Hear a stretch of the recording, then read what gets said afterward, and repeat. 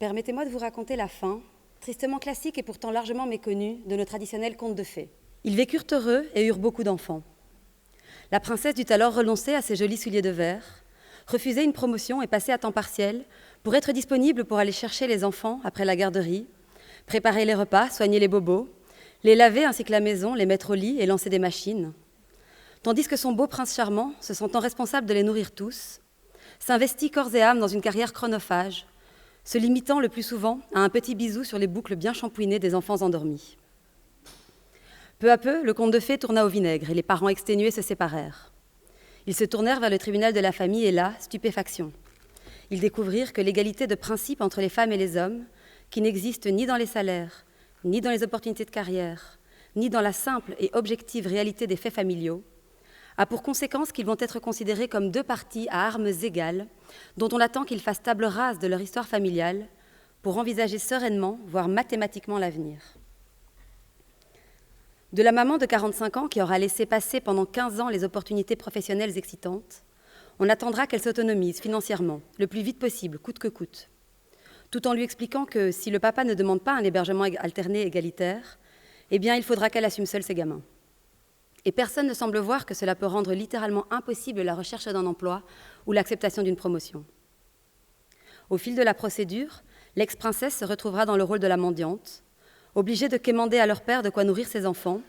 et le père, bon prince, aura beau jeu de se prétendre soudain parent à mi-temps pour limiter l'impact financier de la séparation. Ce petit conte semble désuet, sexiste et caricatural, comme tous les contes. Pourtant, hélas, les statistiques démontrent qu'il s'agit de la réalité de la grande majorité des familles. Près de 80% des familles monoparentales sont en réalité des mamans solo. Et 94% des parents qui se tournent vers l'État pour payer les contributions alimentaires que néglige le parent qui les doit sont des mamans. Le mythe de la mère toute-puissante qui s'accapare l'affection et le temps des enfants et s'agrippe vénalement au salaire durement acquis par le père de ses enfants, s'il a la dent dure, ne se reflète pas dans l'écrasante majorité des dossiers dont nous avons à connaître devant le tribunal de la famille. Vous l'aurez compris, en droit de la famille, les enjeux en matière d'égalité homme-femme sont évidents, dès lors qu'une majorité des familles sont composées d'un homme et d'une femme, dont les rôles demeurent très différenciés dans la sphère privée. Dans le Code, nous avons tenté, sans prétendre à l'exhaustivité, de mettre en lumière plusieurs textes de loi qui, dans nos pratiques, nous ramènent encore et encore à ces inégalités dans leurs conséquences, parce que, précisément, ils ont été conçus et écrits dans l'idée utopique d'une égalité déjà atteinte. Dans la section civile et familiale du Code, nous avons choisi en 5 commentaires de traiter des risques liés à l'établissement des actes d'enfants sans vie et à l'assignation sexuelle dans l'état civil, puis du divorce et des aliments, c'est-à-dire de ce que peuvent se devoir financièrement les ex-époux ou les parents après leur séparation. Un 3e commentaire revient sur les relations entre parents et enfants, c'est-à-dire sur l'attribution du nom de famille, l'autorité parentale, l'hébergement des enfants après la séparation des parents et le soi-disant syndrome d'aliénation parentale. Ensuite, un commentaire questionne la réforme des régimes matrimoniaux opérée en 2018. Et enfin, le 5e commentaire traite de la loi relative à la procréation médicalement assistée. Nous aurions pu certainement traiter de bien d'autres sujets encore. Et surtout, chaque sujet que nous avons été forcés par les contraintes éditoriales à commenter en quelques paragraphes aurait certainement mérité de faire l'objet d'un séminaire entier. Je vais maintenant céder la parole à Emma Delwish, qui va vous dire quelques mots plus concrets des conséquences du divorce pour les femmes, puis à Caroline Mommer, qui reviendra rapidement sur les dangers du principe consacré par la loi de l'hébergement égalitaire des enfants.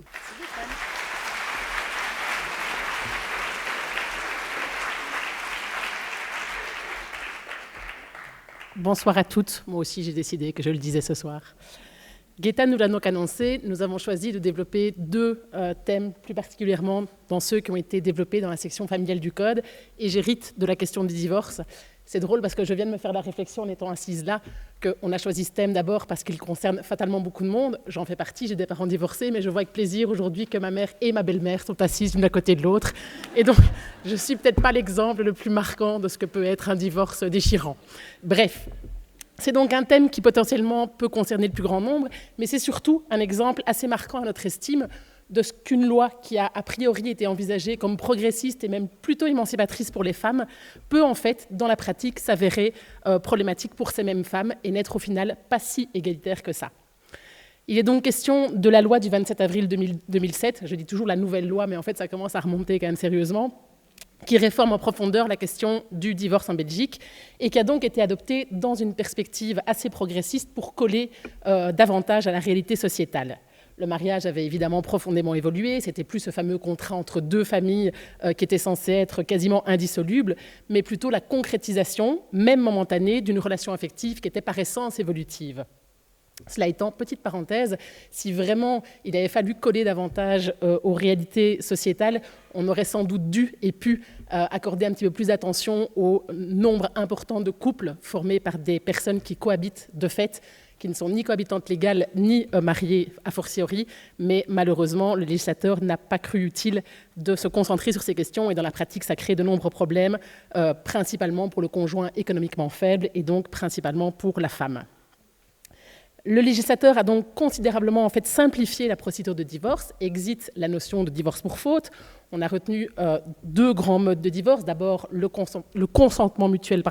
qui est évidemment demeuré, et puis ce qu'on appelle maintenant le divorce pour cause de désunion irrémédiable, qui se subdivise entre ce qu'on peut schématiquement appeler le divorce unilatéral, donc voulu par un seul des conjoints, et pour lequel le délai de procédure sera de maximum 1 an, et le divorce bilatéral, donc voulu par les deux époux, pour lequel le délai sera compris entre 3 et 6 mois au niveau de la séparation. Le premier biais, en réalité, de cette simplification de la procédure et de sa rapidité, c'est qu'elle réduit considérablement la protection du conjoint économiquement le plus faible et, ne nous voilons pas la face, de l'épouse. Donc, en effet, durant la procédure de séparation, subsiste ce qu'on appelle le devoir de secours, qui prévoit que le conjoint économiquement faible a droit à un soutien économique de la part de l'autre conjoint qui est censé lui assurer le même train de vie que durant la vie commune. C'est évidemment essentiel pour le cas par exemple d'une épouse qui n'a pas travaillé pour élever les enfants, qui ne dispose d'aucun revenu, et bien pendant tout le temps de la procédure, elle aura cette aide économique de la part de son conjoint. Mais en réalité, il suffit que les époux soient d'accord sur le principe même du divorce pour que la durée du divorce, qui avant était beaucoup plus longue,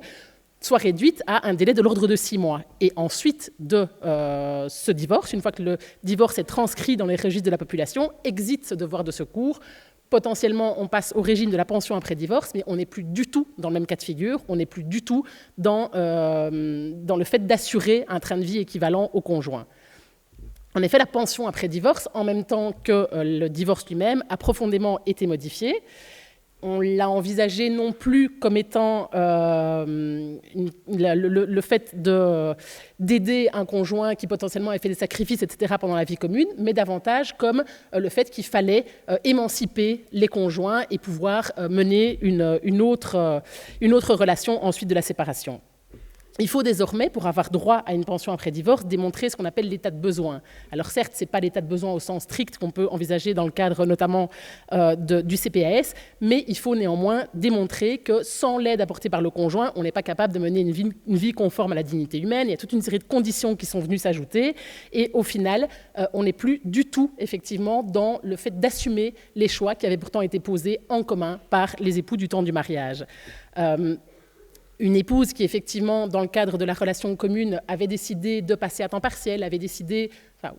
en commun, on revient à l'exemple de Valérie Loudvoet, qui décide au final, des époux qui avaient fait choix que l'épouse ne travaille pas, qu'elle aide, que ce soit administrativement, que ce soit logistiquement, etc., son conjoint, eh bien ces choix ne devront plus être respectés ensuite de la séparation. Donc, une épouse qui a sacrifié plusieurs années de sa vie et potentiellement, évidemment, les années durant lesquelles les carrières se construisent, que ce soit pour élever les enfants, que ce soit pour aider son conjoint, eh bien, devra assumer les conséquences de ces choix pourtant posés en commun et n'avoir potentiellement pas, effectivement, de pension après divorce. Un autre biais, sans doute, de cette réforme de la pension après divorce, c'est le fait qu'on limite nécessairement le montant de cette pension au tiers des revenus du conjoint débiteur. Alors, moi, ça me laisse quand même assez perplexe, cette limitation. Pourquoi pas la moitié? Pourquoi le tiers? Pourquoi faut-il que, nécessairement, le conjoint débiteur de revenus, et donc, en règle générale, le mari, conserve obligatoirement 2/3 de ses revenus et que ceux-ci ne soient pas trop amputés par la question de la pension alimentaire? Alors, autre problématique à nos yeux centrale engendrée par la réforme de 2007, si effectivement on a abandonné la notion de faute dans le cadre du divorce, et à notre estime, c'est évidemment plutôt positif, on a enfin arrêté tous ces débats sur les questions d'adultère, etc. Le divorce pour faute n'existe plus, mais on constate en réalité que dans la pratique, ça aboutit à invisibiliser la question des violences conjugales. Puisque le côté mécanique du divorce, le simple écoulement d'un délai peut fonder le divorce, pourquoi aller effectivement s'embêter avec la démonstration de violence, avec la démonstration de différentes problématiques? Si la question des violences, en réalité, devrait fonder le divorce, sur pied de ce qu'on appelle juridiquement, le paragraphe 1er de l'article 229 du Code civil, force est de constater que dans la pratique, c'est en réalité très rarement le cas.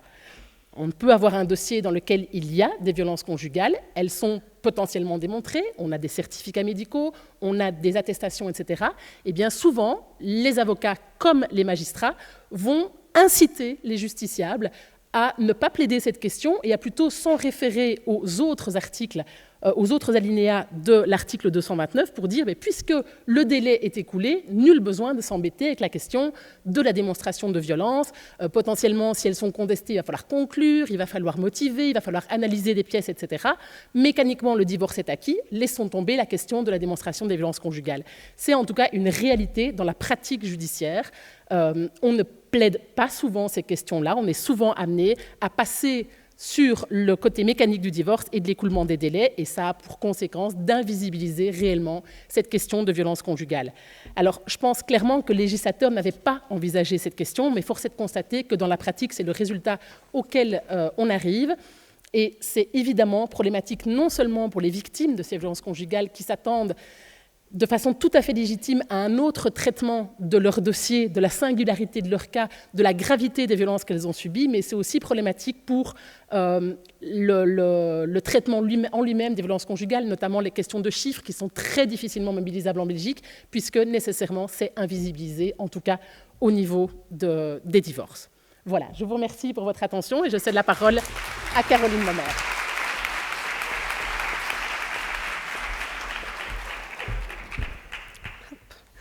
Alors bonsoir à toutes et à tous.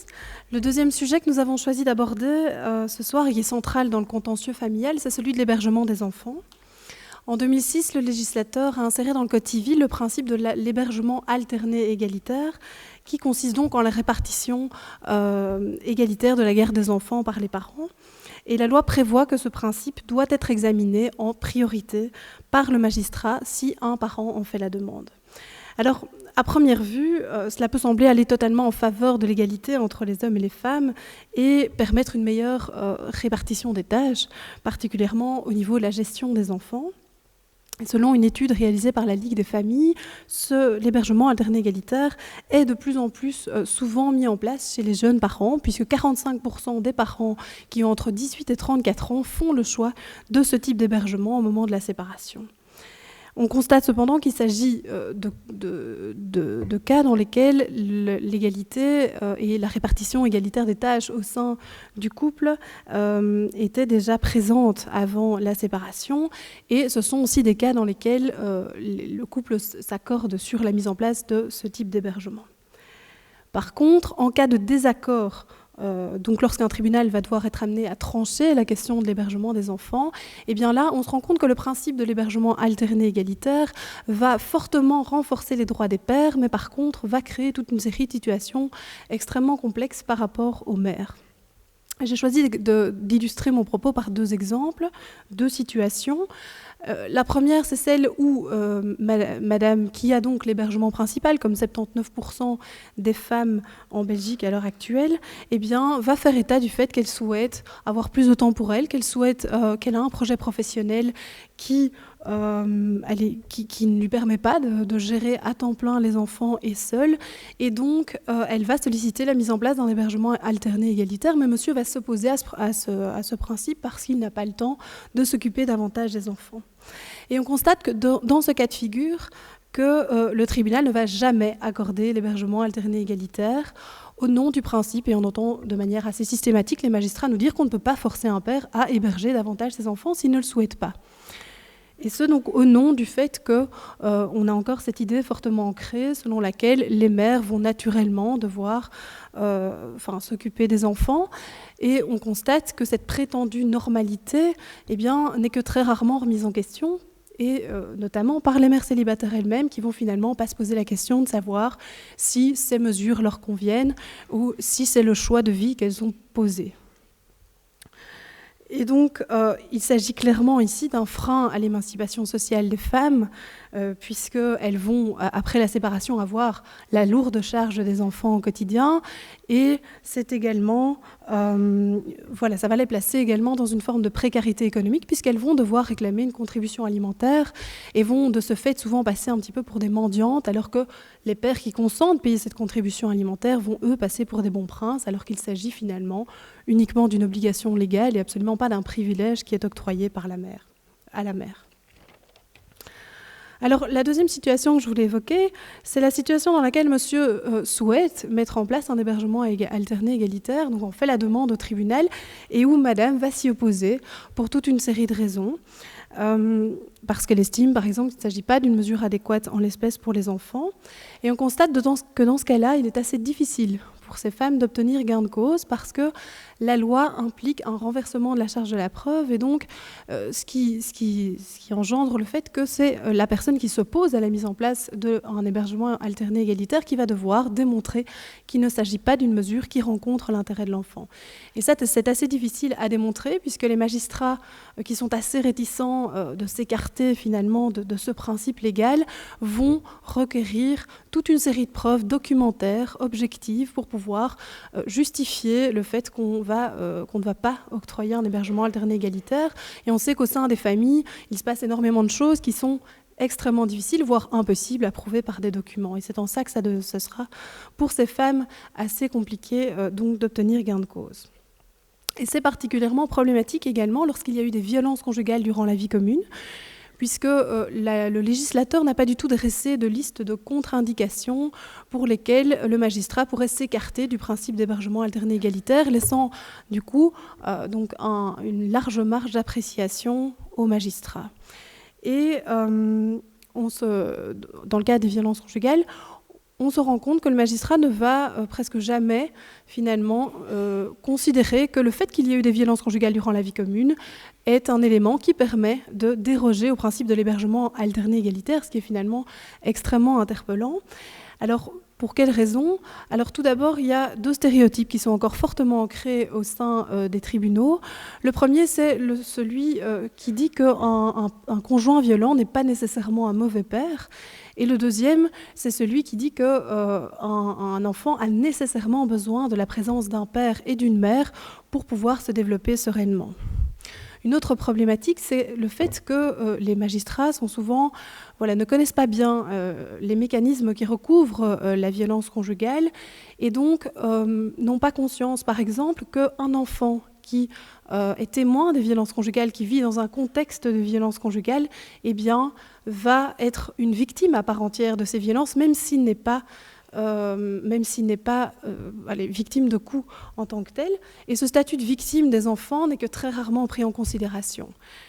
Autre chose, on a encore cette idée fortement reçue selon laquelle